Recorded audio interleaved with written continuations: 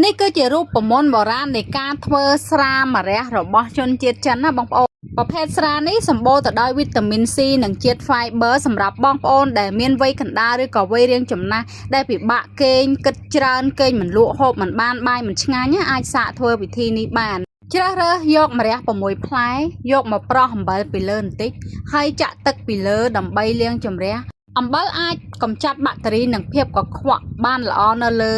សម្បកផ្លែម្រះបន្ទាប់មកយើងយកវាទៅកាត់ជាកង់ហើយឆ្កៀលយកគ្រាប់ចេញដាក់នៅក្នុងកឡស្អាតមួយហើយយើងយកអង្រែបុកវាឲ្យបែកបែបនេះបើសិនជាយើងមានម៉ាស៊ីនក្លុកវាក៏បានដែរបងប្អូនប៉ុន្តែនេះគេប្រើវិធីបុរាណហ្នឹងគេយកអង្រែទៅបុកវាអញ្ចឹងយកមេតប៉ែឬក៏មេស្រាម្ដុំបុកវាឲ្យម៉ត់បែបនេះបន្ទាប់មកយើងយកទៅចាក់នៅក្នុងម្រះដែលបានបុកម៉ត់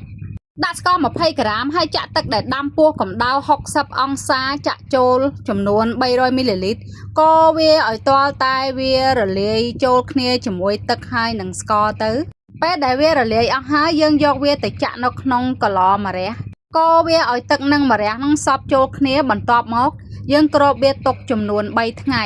ក្រោយពីគ្របទុកចំនួន3ថ្ងៃហើយយើងមកមើលវាឃើញអាកាកម្រះហ្នឹងវាឡើងលើហើយអាទឹកថ្លាហ្នឹងវានៅក្រោមហើយយើងយកវាច្រោះយកកាកចេញហើយគ្របទុកចំនួន4ថ្ងៃទៀតតែប៉ុណ្ណឹងទៅឃើញថាស្រាម្រះហ្នឹងរួចរាល់ហើយបងប្អូនយើងអាចហូបវាមួយកែវជារៀងរាល់ថ្ងៃទៅគឺធ្វើឲ្យយើងគេងលក់ស្រួលហើយបាយឆ្ងាញ់ស្រានេះមានរសជាតិល្វីងតិចហើយនឹងជូរអែមបើបងប្អូនចង់យកផ្លែឈើផ្សេងយកមកធ្វើក៏បានដែរធ្វើតាមរបៀបដូចគ្នា